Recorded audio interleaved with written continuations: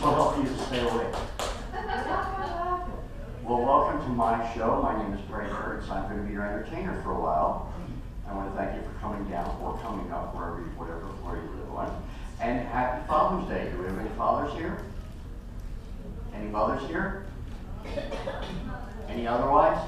You never know. I am happy to be a father. I'm a father of 4, and I'm thrilled to death. Also, let me introduce myself. My name is Perry Kurtz. I'm 67, so I'm not just here to entertain you. I'm also looking for a place to live. So my big question is, how's the food? The food is great. That's what I'm looking for. And she's choking right now, just even thinking about it, so maybe not. Well, that's important. You gotta eat. Try to remember to eat. My mother's back in Philadelphia. Yesterday was her birthday. She turned 87 and she has dementia. Anybody here with dementia? I just want to know if I can repeat myself for 5 minutes. Well, my mother has it really bad. I called her up. I said, "Hi, Mom, this is Perry." She goes, "Perry, I have a son named Perry." I go, "Mom, this is Perry. This is your son." "Oh, okay. Who's calling?"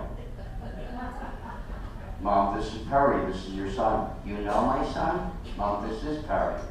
"Perry's not here." "Mom, this is Perry calling you right now." "Who's calling me?" "This is your son." "My son's name is Perry. Who are you?"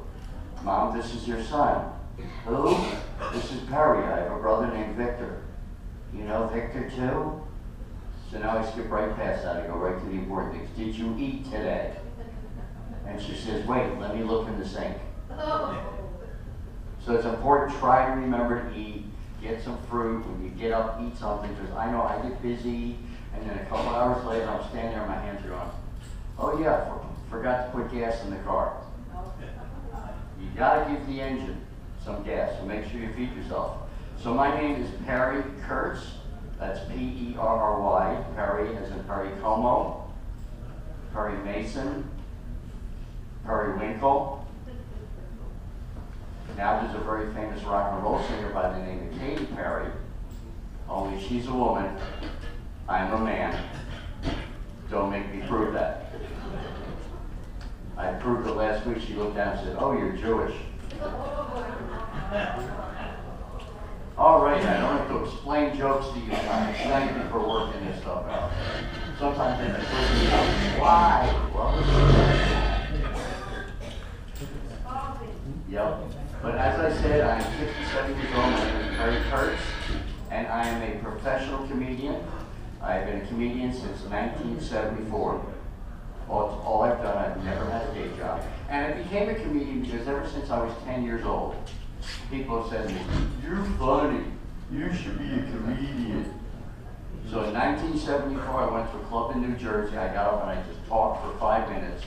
Everybody was laughing. They gave me $100. I said, "This is easy work." So about 10 years ago, after traveling the world, and I've been around the world, I've been worked comedy clubs all over the country. I used to write for it. I was on The Tonight Show. I was on America's Got Talent. I was on Let's Make a Deal. In February, I was on The Late Late Show with James Corden. That's on very late at night, 12:30. And in a couple months, I'm going to be on a show called The Gong Show. Do you remember the old Gong Show? Well, they brought it back, and I'm going to be on there. So I've been doing a lot, and about 10 years ago, I realized that there's going to be people that are not going to come to the comedy club. That's you guys. Because let's face it, when you move in here, you're not leaving very often, are you?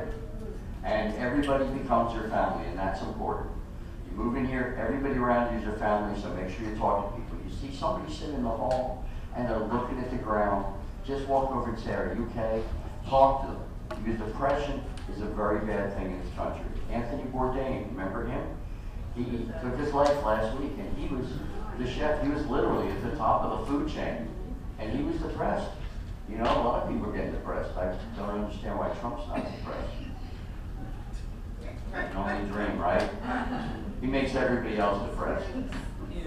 So I decided I was going to go out and entertain the people that couldn't come to me. So I have been doing this now for 10 years, and I've worked everything from senior homes to hospitals to rehab centers to foster homes to health lodges. Anywhere people get together, I'm going in. I'm going to try and make you laugh. And eventually that's going to happen today. So want you to know is that you guys are the stars of my show. I'm not just going to talk to you. I'm not just going to give you jokes. I want you to be part of the show. So I will be talking to you. And what I want to do right now is get everybody used to talking. So I'm going to ask you some questions. If your answer is yes, I want you to make it sound very popular in the Deep South. If your answer is yes, I want you to go, ee-haw. All right, see, women like it already because women just like to make noise. So on the count of three, everybody go ee-haw as hard and as long as you can. Ready? 1, 2, 3. Everybody. Ee-haw! All right, see, oh, she feels better already. You hear that? She just stretched that one out. Very good. Remember, if your answer is yes, ee-haw. Okay, first question. How many people are seeing me today for the first time? Okay. How many have never seen me before? I confused a couple people. How many people are here today? Yeah. How many don't know where you are? And the big one, how many really don't care at this point? All right, see now I know what I'm working with. Well, the bottom line is I'm a comedian. My goal is to try and make people laugh, and I do that by talking about my life and where I've been. And I'm originally from Philadelphia. Has anybody ever heard of Philadelphia? It's a very large city, one of the original cities. That's where my family is. My mother's there, my brother. And Philadelphia is considered very modern, very advanced thinking. Yet, all these years they haven't fixed the Liberty Bell.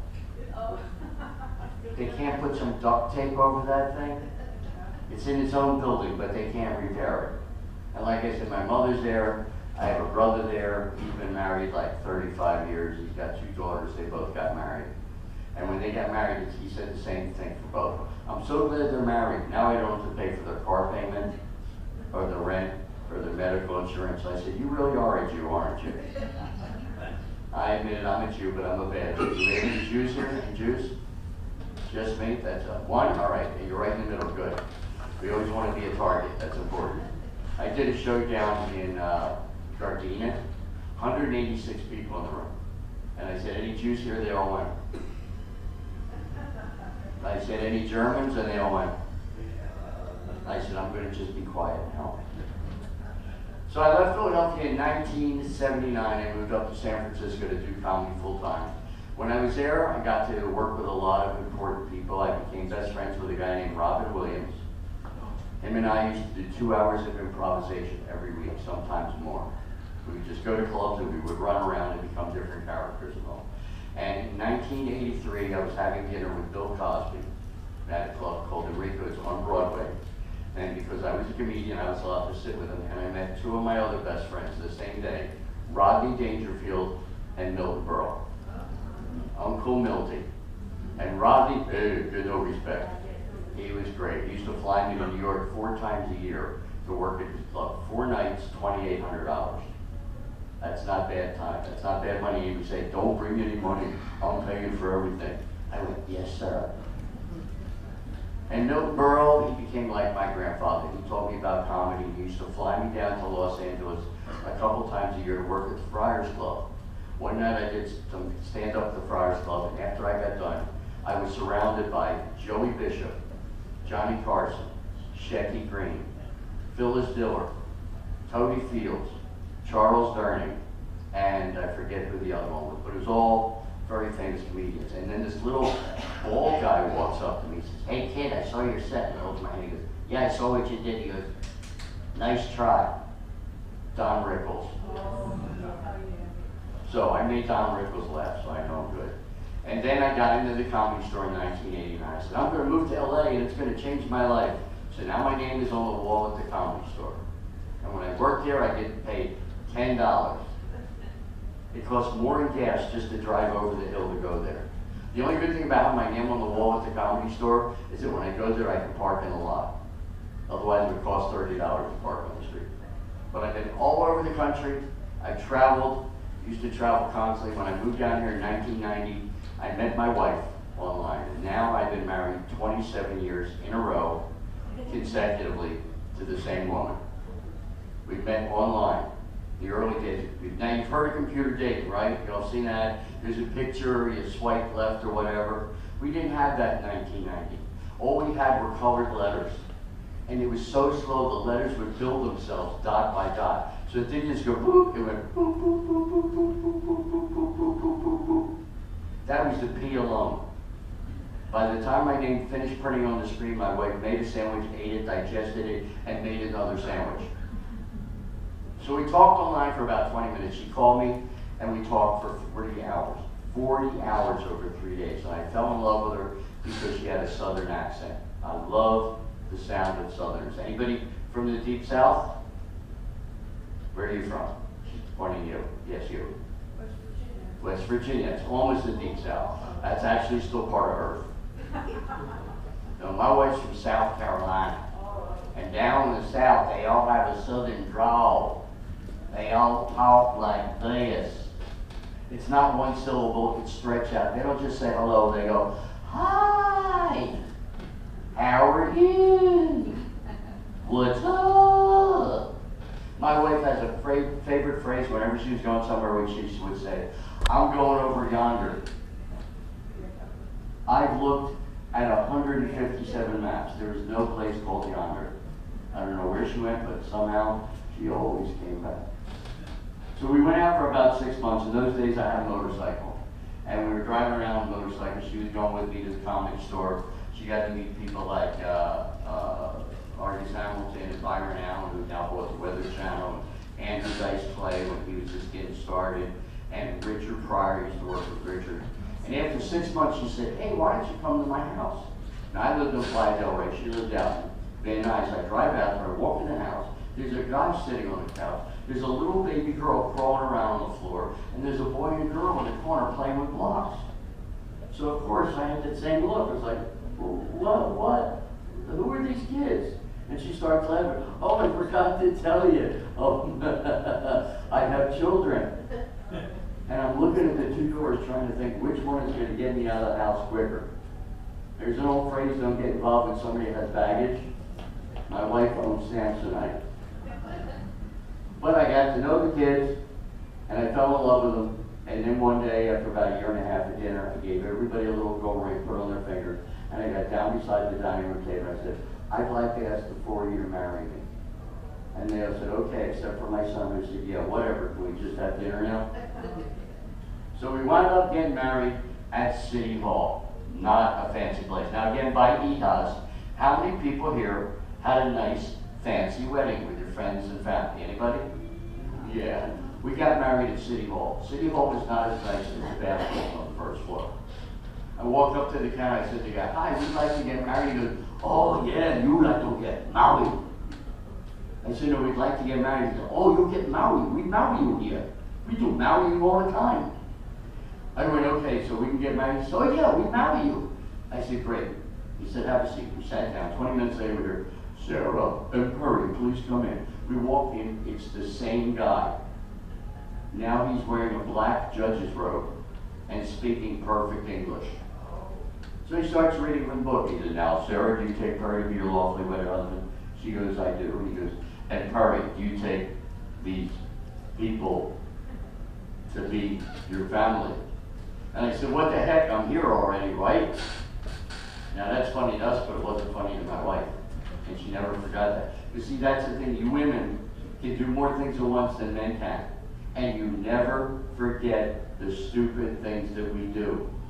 You save it forever to throw back in our face when we do something else dumb. So we got married.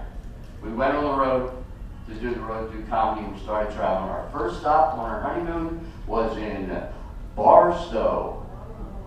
Wow, huh? We didn't even make it to Laughlin. The sight for us was the giant thermometer on the freeway. That's all we had. When we wound up driving across country, we stopped off in Texas and Arkansas and Mississippi and Florida, and we wound up living in South Carolina across the street from my wife's father. Jimmy, a good old country boy, 6'8". Everybody in town knew him. 197 people in town, and they were all directly related to my wife. One day he threw a big barbecue. He invited everybody from town to come out there, and the Rancho was what they called the back 40. And they're all eating. He says, hey, everybody, come here. Everybody, come here, come here, come here. Hey, come here, come here. Bobby, come here. Put the gun down, Bobby. Bobby, put the gun down slowly. Everybody, come here. And now he's a big guy. He comes up next and puts his arm around my head. He says, hey, everybody, this is my new son-in-law. This is Perry. He's a real Jew boy. Everybody in the line went. And from the back of the line, I heard one go, I never seen one before. They were actually coming up and looking at the top of my head. What are you looking for? You ain't got no horns. Oh, come on, really? But it was South Carolina. You know, there's a lot of inbreeding in South Carolina. There's so much inbreeding. I've met people who were their own parents. Thanks for working that one out, too. If you three could explain it to the ones in the back, that would be good. So we kept on traveling. We drove around the country, got back to LA, and settled down. Now, as I said, I used to drive a motorcycle. And I drove a motorcycle because when I first moved to California, I was living in San Francisco, and there was no place to park. So I bought a big blue Kawasaki, which is a brand, and had a big trunk on the back. And on the back of the trunk, in big white letters, I put the words, Perry Cycle. Are you getting the joke? I would have people pull up next to me and go, what's a Perry Cycle? It's mine. Your name's Perry? Yes, it is. What are you, a comedian? Yes, I am. And they would try to run me over. But, like I said, I became the father of these kids because I don't drink. I stopped drinking in 1974, the year I became a comedian. I'll tell you why I don't drink. I was in Atlantic City, which is where we would go. When you grew up in Philadelphia, you would go to Atlantic City. That was the big beach town. Remember the song, Under the Boardwalk? I was that group of people that got arrested under the boardwalk for doing things we shouldn't be doing. But we would go down there to party and drink. One night I was sitting in the bar drinking double shots of Southern Comfort, chased with a Coke, no ice. Yeah, ooh. Southern Comfort is really strong and really sweet. See, I'm diabetic. I've got it under control, but when I was 10 years old, my mother found me on my back drinking Hershey syrup directly out of the can. Now, I've gotten over that. Now I pour it in milk at least, but I'm not drinking it. So I became diabetic, so I liked really sweet stuff. And Southern Comfort is almost like pure sugar. So I drink 2 double shots. All of a sudden, a big cowboy trucker walks in with a cowboy hat and sits down and goes, man, look at you, little man, drinking all that. Think you can drink more, little man? I looked, I said, if you're buying, I'm drinking. He bought me 6 more double shots of Southern Comfort. That's 3/4 of a bottle. Now, I'm a little guy. I'm a little under 6 feet tall. I'll tell you when it's a joke. He got up and left, and I turned into liquid mercury. And I slowly slid off the stool till my face hit the floor.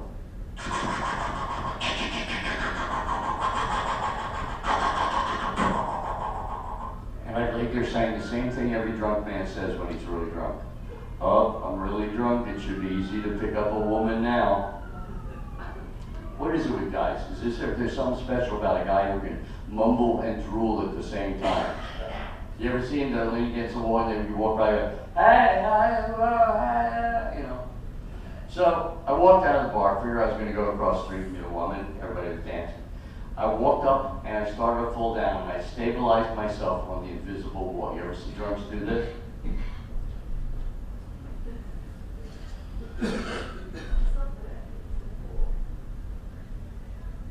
And they're fine, as if there was actually something there.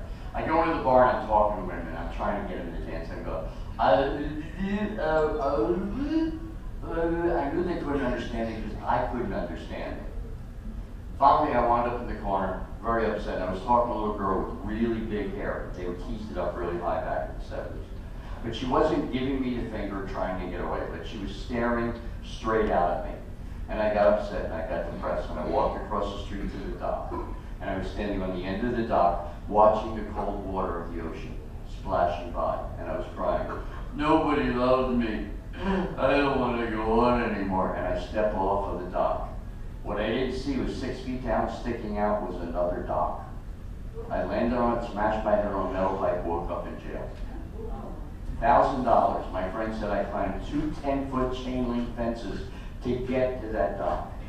I was drunk, but I was determined. He bails me out $1,000. It was a Coast Guard dock, government. We're driving back to my house, I got a lump on my head the size of a baseball. And I said, wow, that was really bad. He said, yeah, you were a mess.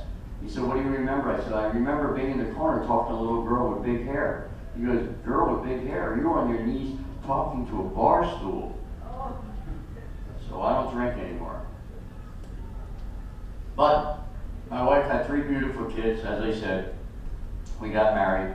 And now the kids are all adults. They're 34, 32, and 30.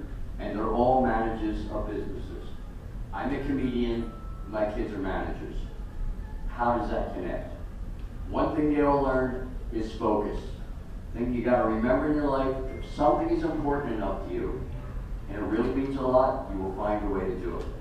No matter what happens, never, ever give up. Now, I'm looking around, I see some seniors here.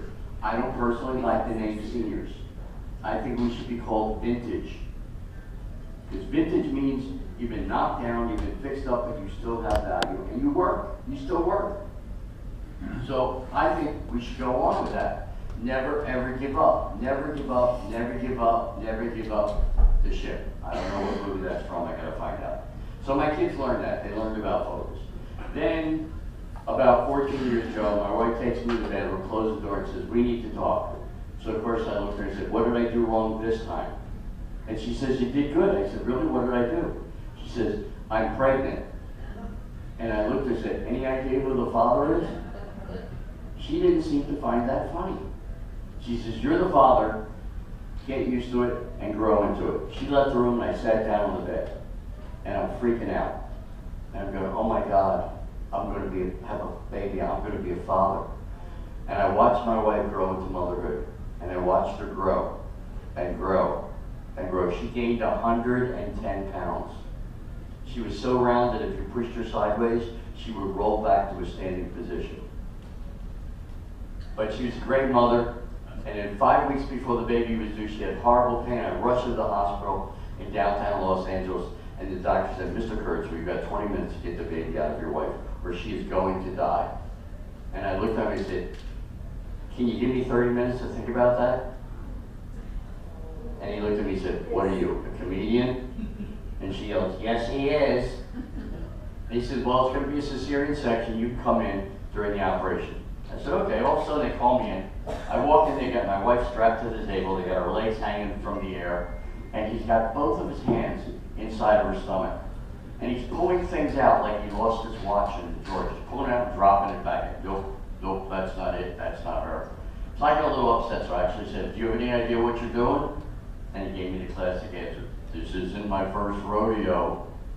I said, how many of these have you done before? He said, oh, 3 or 4. I went, what? 1,000. Finally, he pulled her out and he handed it to me. Now, I want you to think back to when you first held your first child in your hands and you looked into that baby's eyes. It was the most beautiful thing in the world. More beautiful than all the sunsets. More beautiful than all the sunrises. More beautiful than all the roses. More beautiful than $1 million in cash. All right, close. And I started to cry. And the doctor walks up to me and I'm holding her and he goes, would you like to cut the cord? And I said, she's plugged in? He goes, no, the umbilical cord. I said, you're going to give me scissors? He says, yes, we are. So they led me over to this little platform and I put the baby down and I go to cut the umbilical cord. Now I thought it was going to be like this. No, it's like steel. Every time I closed the scissors, it was popping out of the scissors. So I'm standing there for 10 minutes chasing her umbilical cord around her stomach. They finally came over and the doctor goes, oh, we do that to everybody. I said, you guys need to get out a little more often. So I cut it and we took her home and named her Bella. About 5 weeks after she was born, she was in the bassinet sleeping. I got to go to the bathroom. I come back in the middle of the night and I hear, brrr, and I jumped because I thought the devil was in the apartment. You ever hear the devil? They always sound like, I'm Lucifer. Brrr. I think it would be more interesting if the devil sounded and looked just like Ethel Merman. Came out, there's no business like soul business. I think that'd be more interesting. I walk again and I hear it again.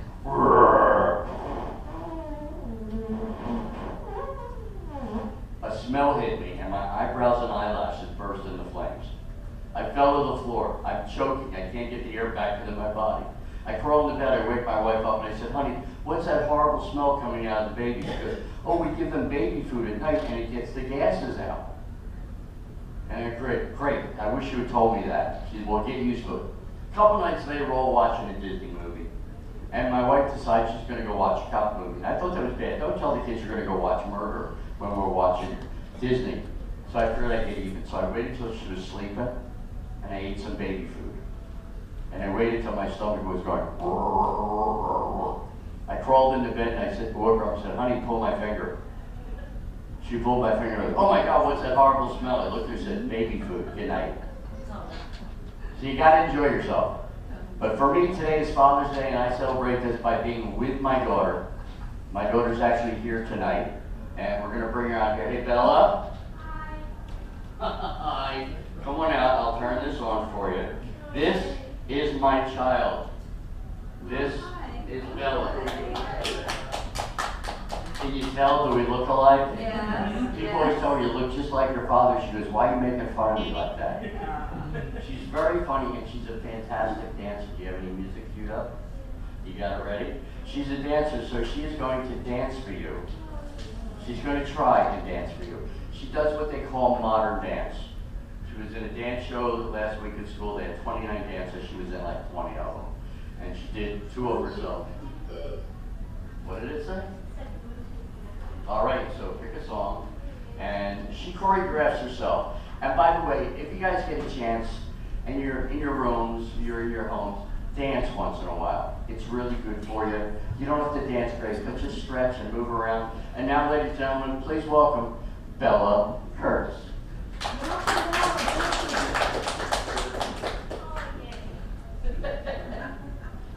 We're driving out here, she's going, I don't know what to do. I say, it doesn't matter. They've never seen this dance before. Go ahead. Trying to cue it up, and I'll put this on the mic so they can hear it.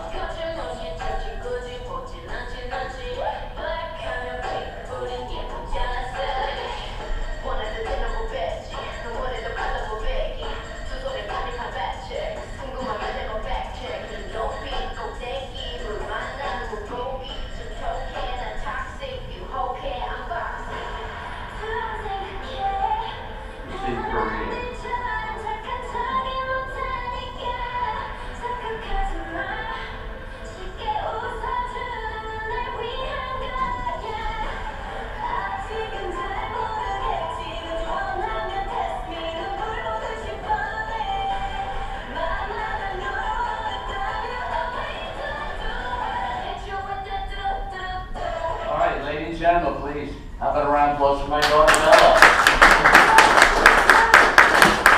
She wrote that whole thing herself just from the video. That's Korean pop. It's called K-pop. It's the biggest thing these days. Very good.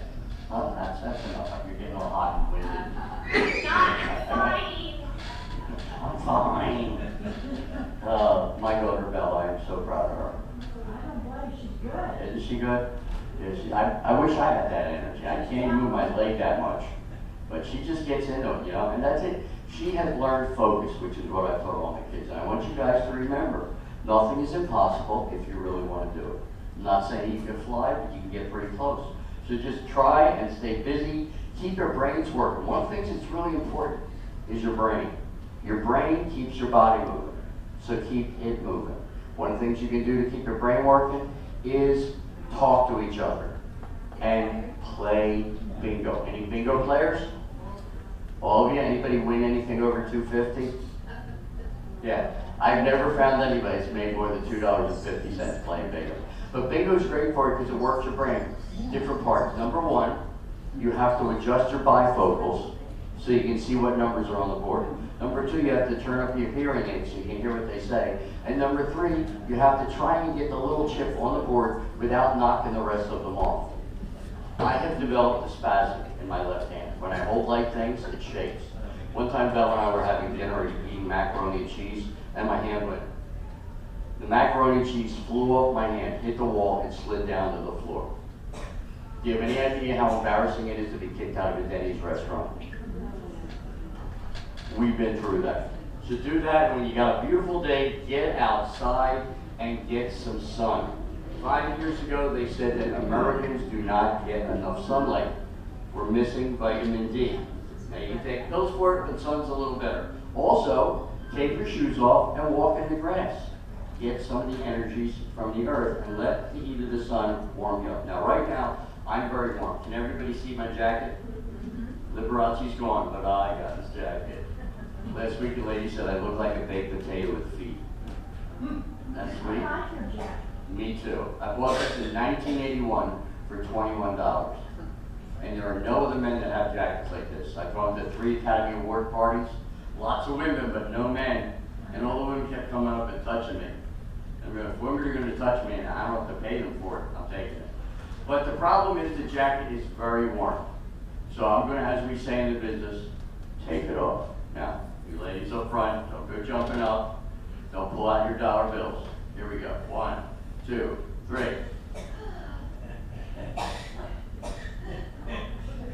That's as far as I'm legally allowed to go. I'm getting blood from her, so there we go. So like I said, keep yourself going, keep moving, because let's face it, when we get older, our bodies change. We get gray hair. Most men lose their hair. I still have all my hair. I'm thrilled about that. My father lost his hair when he was 18. My uncle died at 97. He still had his hair, and I still have mine. Younger people ask me, do you darken your hair? Yeah, I darken it, and then I spray the gray back into it.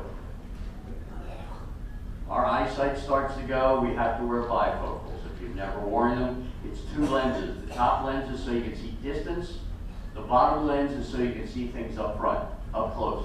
But the problem is it makes things look closer. And when I first got them, I was tripping going up the stairs. It's one thing if you trip coming down, but you look really stupid going up. We lose our hearing. We get hearing aids. There have been some places I walk in, people see me and they turn up their hearing aids. Then they hear me and they turn them back down. But keep yourselves busy, play games, and talk to each other. You guys are now a big family in a big house. So be family to each other and try to enjoy yourself. And one of the things you can do to make yourself feel better is to laugh. It has been proven that laughter makes your body feel better. If you laugh enough, your brain creates a thing called endorphins, which relieves stress and pain. So right now, I want everybody to do a practice laugh. Now, I realize it's not a real laugh, but the good thing is your body doesn't know. So everybody on the count of 3, put your hands up and laugh for about 3 or 4 seconds as loud as you can. Ready? Put your hands up and laugh. Ready? Go. 1, 2, 3.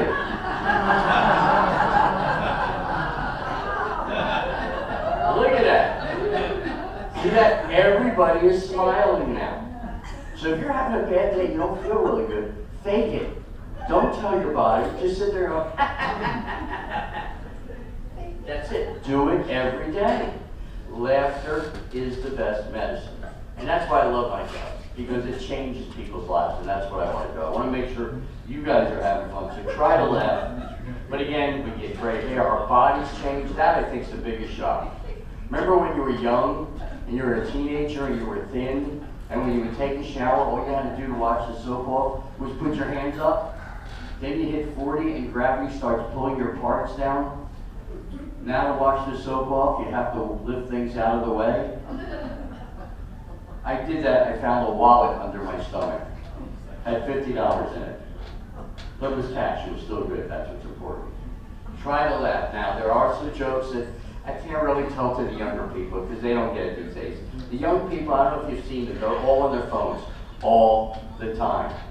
Right? Now they're learning they have communication problems. They can't talk unless they're texting. The next generation is going to be born with giant thumbs.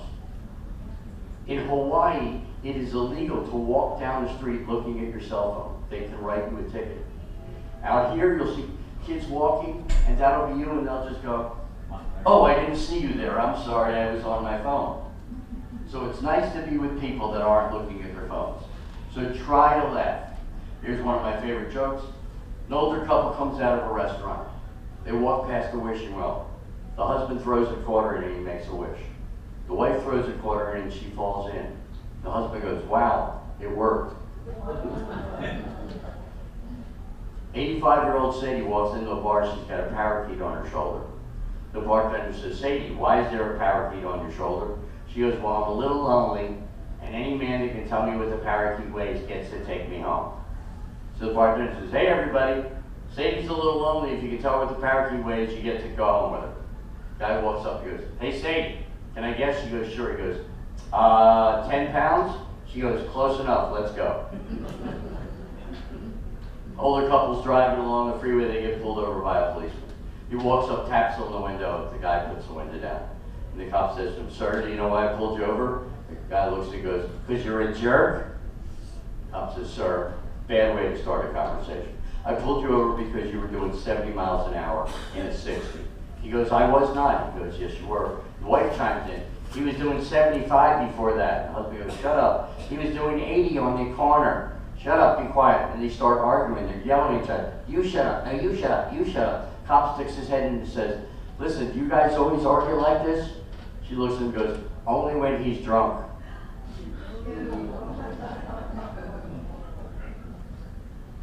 Man's sitting in a bar, he's crying. Friend walks up to him, he sits down next to him at the bar. He says, why are you crying? He says, oh, I had a big fight with my wife and she said she wasn't going to talk to me for a month. His friend says, so why are you crying? He goes, the month is over. Only some people are laughing at that joke. I like the one that the women are going, yeah, sure. Here's another one about men. Guy's crying, his friend walks up. He says, why are you crying? He says, my wife's leaving. He says, why is she leaving you? She says, I don't listen to her when she talks. And his friend says, so what does she usually say? He says, I don't know, I don't listen to her when she talks. See, you women have got an edge on us. Your brains do more things than we do. That's why you have babies. You can do 5, 6 things at a time. We're lucky if we can walk and chew gum at the same time. There was a woman, longest person in outer space. She went on 3 spaceship runs. She was up there, she did everything with no problem. You put a man up there, you give him 6 things to do. Can I go outside for a smoke? No, you're in outer space. So you got to try and enjoy yourself when you can. Now, something that's really important that helps you feel better is to celebrate your birthday. Do we have any birthdays in the month of May, June, or July? Anybody has come right here in front? Very good. What's your name? What is it? Darlene. Darlene. And when is your actual birthday? 23rd of this month? May 25th. So you just had your birthday. So how old are you? 30? No. No. How old? 89. 89. Good. She thought about it, but she told me. If somebody asks you your birthday, ladies, don't use that excuse. Old enough to know better. You ever hear that? What does that mean? There's no logic. Old to know better what? Which butter is better? No. Be proud of your birthday because it's a milestone. You made it this far. How many of you didn't think you would make it past 30? Or didn't think you'd get to 40? Or 50? Or 60? I know when I hit 60, I started to know because I started getting all those weird pains. Do you have them? Where you're sitting and all of a sudden your arm goes, ow, ow, ow, ow, ow, and then it goes away. This is God waking you up. Hey, you're still alive. So if you get sudden pains, realize you can still feel things. Celebrate your birthdays. Any other birthdays out there? Anybody with a birthday last month, next month, coming up? Any married couples out there? Anybody still married? In the back there? That's great. Oh, that's good. She put her hand up, and she looked at him, and then he put his hand up. See, he's smart. He's listening to the women. That's great. And how long have you two been married? They're brother-sister. We're brother and sister. Oh, so we're in South Carolina now. Those two. Oh, those two are married. I thought that was a little weird. She looked at it and that. No, What? I'm married to that one. Oh, all right. And you guys can't keep your hands off each other, so you put the father in the middle. Is that it? Put the parent in there to keep you two apart. I'll sit here so you'll stop touching each other. That's great. Now you back there, you're gonna look at you. He's got his arm around her now. Oh. That's sweet. How long have you been married? 41. 41 years. I love that. He had to look at her first. He wasn't sure. I love when men do that. He asks a question, they go, and she knew the answer. How did you guys meet each other? Blind date. Blind date. And you got your vision back after that? I did. Very good. We got lucky. She's a very pretty lady. With your face, sir, you got really lucky. You really did. Do you have any kids that you know of? I got 3. 3. That's good. What ages? They're about the same age as yours. Really? Yeah. All right. Did they call you today? Yes, they did. All right. At least they called. That's good. Yeah. When I play comedy clubs, I always like to talk about having kids. I would go, anybody here have kids that they know of? And I had one guy said, yeah, I got 2 kids. I said, from the same woman? He said, yeah. I said, wow, in Los Angeles, that's like a callback. You did good. You got to go back again. All right. Anybody else celebrating anything? All right. How many people are still here? Hee-haw. How many still don't know where you are? And how many still don't care? All right, just check on a rundown. I am just getting so thirsty up here. Oh, let me take another chug. By the way, you need to drink a lot of water. I've been very deficient of that. And I don't like straight water, plain water. So I'm drinking water with sugar-free Kool-Aid in there. So I'm getting my sweets without the sugar.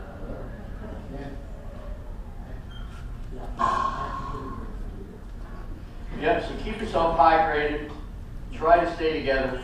I had one couple, they were sitting up in the front, and she had her hand on the inside of his leg, right here. And I said, look at you guys. Are you guys together? And she goes, whatever.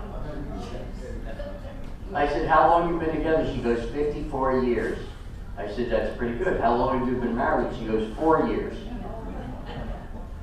So you knew each other for 50 years, and then you got married? What made you rush into this? And she looks at her husband and says, oh, we were waiting for our spouses to die. I love that. 7 or 8 of you actually put your hands over your mouth. See, that's it. When we get older, we get a macabre sense of humor. You know, we can talk about that because we've seen them. I actually woke up choking one night, and Death was looking down at me. He looked at me and said, not interested, and he left the room. But I almost came close. Back on April 19th, I was driving my car in Los Angeles. As I went through an intersection, a truck made a left turn in front of me and cut me out. I didn't have time to stop. And I actually heard the car go, and I hit the car. Didn't even have a chance to put the brake on. When I woke up, everything was gray, and the airbag was over my head. And there was this white milky fluid all over my face from the airbag. And I went, oh my God. I got out and I walked up to the guy in the truck. I said, you all right? He said, yeah, get away from me. So I waited for the police. Police gave me a ride over. I rented a car, and I went to the hospital to get checked out. So they take me in there, they put me on one of those tables, they roll me in, and they bring a young girl in to take my blood. Now I say young girl because she did not know what she was doing. She sticks me in the right arm. 5 times. Nope.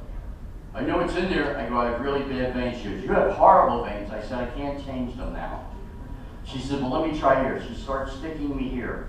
9 times she stabs me. It's swelling up, it's black and blue. She sticks it in there, she goes, I can't find the vein, it keeps moving away. I said, because it's afraid of you. She finally stabbed me one more time. She says, I'm going to get it if it kills me. I said, it kills you, the needle's sticking out of the other end of my arm. She finally gets it, she leaves the room. I said, is she knew? He says, yes, she started tonight. I said, couldn't she practice on a potato or something like that? So they said, you're all right. My chest was all bruised up. I messed up my legs. I'm still in some trouble. But I wound up getting a new car. So before that, the car I lost, and this is my joke, I was driving a Volkswagen, a German car, and I'm a Jew. So the Nazis almost killed another one. Now I'm driving a Korean car. So it plays all the music my daughter listens to. But it's a great car. I love it. Yeah. So try and stay active. And wait, I got a rolling ovation here. Keep going. Are you leaving? I can tell. Look, when you gotta go, you gotta go. Oh, that's something else that happened. From my diabetes, I had my hip replaced. Any hip replacements? Anybody ever hip replaced?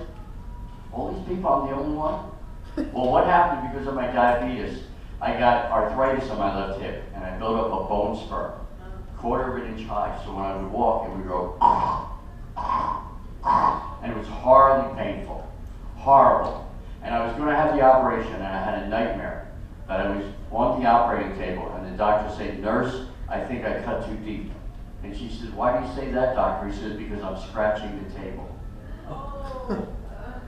Now that was a nightmare, but it scared me enough that I put off the operation for 2 years and started taking medication. I don't know if you've ever heard of it. It's called Vicodin.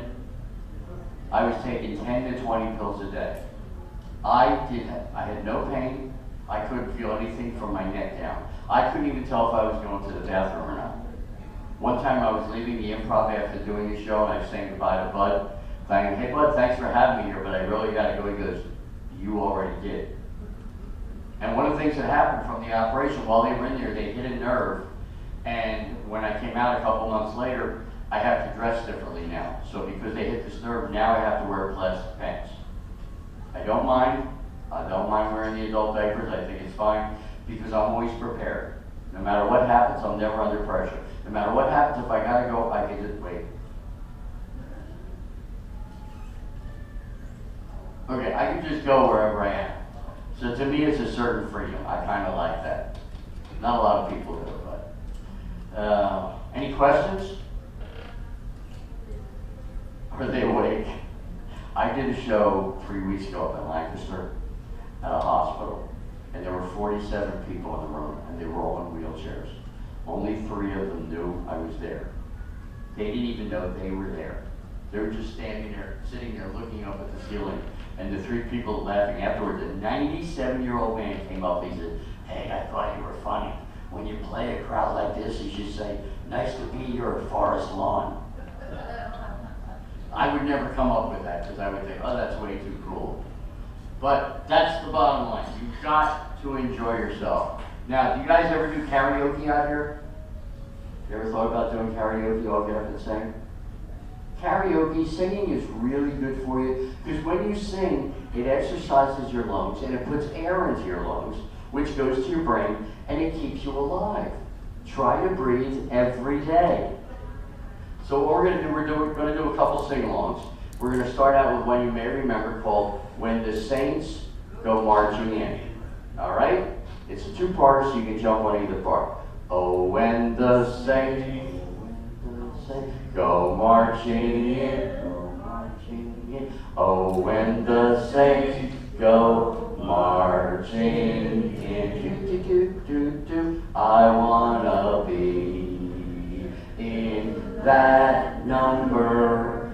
When the saints go marching in. Very good. Almost everybody was singing, and you did it unassisted, which is a joke for Anthony. By the way, how about a round of applause for Anthony, your activities director? Look at this kid. He looks like he's going to be bar mitzvah. How old are you, Anthony? I'm 23. 23. Wow, you could barely get that out. You sound like a 50. I'm 23. Are you shaving yet? Do you have any facial hair? When they come in, I will. When they come in, I can't grow a beard to save my life. You know, they say that women like guys with beards, so I said I let it grow in. I let it grow in for 3 weeks. People kept telling me my face was dirty, so I gave up. I have no hair from ear to ear, not one hair anywhere at all. So there's hope. Yeah. Somebody trying to get in? I don't know. So let's try another one. All right, let's try way back from childhood. Row, row, row your boat. Right. All right, same thing. Start either part. Row, row, row your boat gently down the stream. Merrily, merrily, merrily, merrily, life is but a dream. Keep going. Row, row, row your boat gently down the stream. Merrily, merrily, merrily, life is but a dream. Wow, you guys are great. She's still going over here. You don't want to stop. Go ahead, finish it off. Yeah, 3 or 4 times. I've had that happen. One time they were singing for 4 minutes. They couldn't stop. Because one lady would start again, so they would all start again. And then they got to the end, somebody else started. I said, "Can you guys stop a little bit? Give me a break here." All right, so now we're going to really kick it up. As I said, I was on the James Corden show, the Late Late Show, on a segment called Stage 56 Bar Tricks, if you get a chance, look that up on your phone.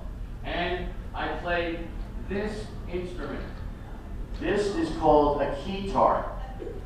It's called a keytar because it's a combination of a guitar and a keyboard.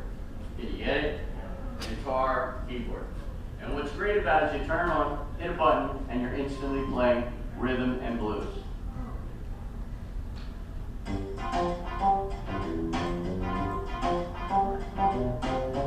I got a whole band and it doesn't even need me.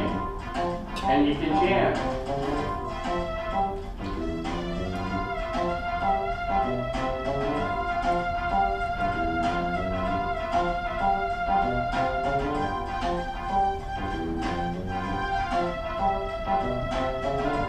And when you're done with the song, you hit the blue button and it ends it for you.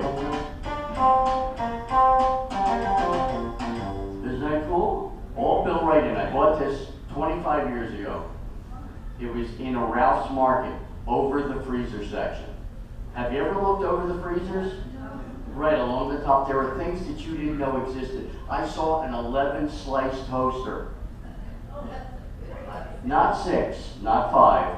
2 slots of 5 and 1 slot on the top. Like the guy was so drunk, I'll make one more for a friend. So I bought this and we become good friends. You ever see a scary movie, you know somebody's going to die when you hear this?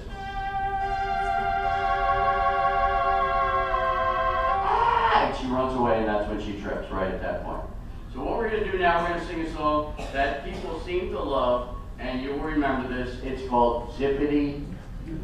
You're very good. Here we go. Zippity-doo-dah, zippity-yay. My, oh my, what a wonderful day. Plenty of sunshine coming my way. Zippity-doo-dah, zippity-yay. Mr. Bluebird on my shoulder. Oh, it's the truth, it's actual, what? Everything is satisfactual. Zippity-doo-dah, zippity-yay. Wonderful feeling, wonderful day.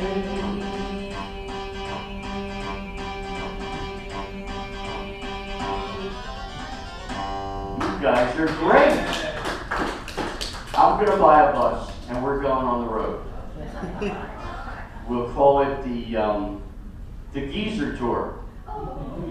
And the geezers won't know what it, the young people won't know what it, millennials will go, geezer, is that an animal? No, we're still alive, sucker.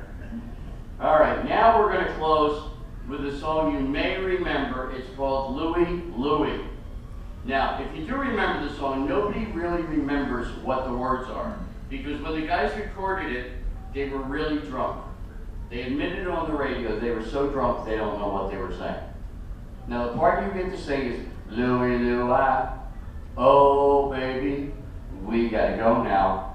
I said, oh, Louie, Louie, oh baby, we gotta go now. Now the rest of the song basically sound like, so since nobody knows those lyrics, I'm gonna make them up. All right, your part, Louie, Louie, oh baby, we gotta go now. And sing it loud so you wake up everybody else in the building. Here we go.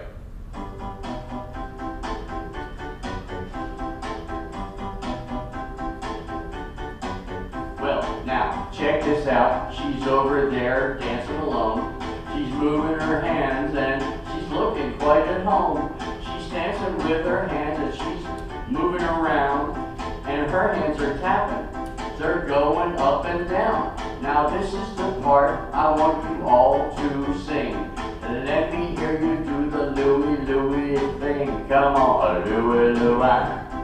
Oh, baby, we gotta go now. I said Louie, Louie. Oh, baby, we gotta go now. Now what I was doing before, the young people, they call it rap. They think that they invented it, well that's just crap. Bob Dylan's been rapping for what, 50, 60 years? But that's not what the millennials want to hear. They think they created everything, but we're the ones that kept it all going. And what I'm gonna say, there's no way of really knowing. And she's still dancing there, now she's moving her head. That's right, and this is time, this is what we said. We go a-do-a-do-ah. Oh, baby, we gotta go now. I said a-do-a-do-ah. Oh, baby, we gotta go now. Well, it's almost time for me to wrap up my show. Me and my baby Bella, well, you know, we got to go. We got some things to do, and there's two people just on walking by. They looked around, but they didn't even have the courtesy to say hi. I guess they're going to see a parent, must be down the hall. That's right, I want to hear singing from you all, real loud. Do-a-do-ah. Oh, baby, we gotta go now. I said a-do-a-do-ah. Oh, baby, we gotta go now. Now I'm going to do my big closing piece. This is what I did on the, I'm doing this on the Gong Show, and I did this with James Gordon. I call this karaoke. Remember, I'm a trained professional. Don't try this at home. Here we go, here we go.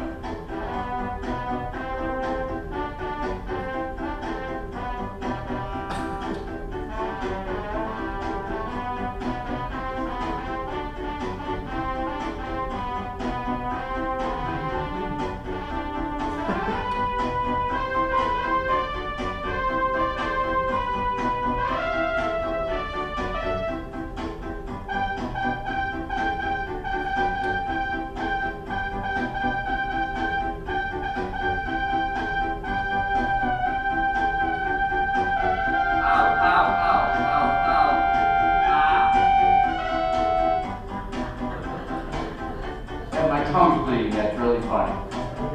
Oh wait, I sound like Daffy Duck. Alright, let's try this again. Here we go, everybody now. Do-a-do-ah. Oh, baby, oh, we gotta go now. I said a do-a-do-ah. Oh, baby, we gotta go now. I want to thank you for coming down for my show. Happy Father's Day, Happy Mother's Day, Happy Parents' Day, Happy to be alive day. No matter what happens, never, ever give up. My name's Kurtz. You guys have been great. Have a terrific day.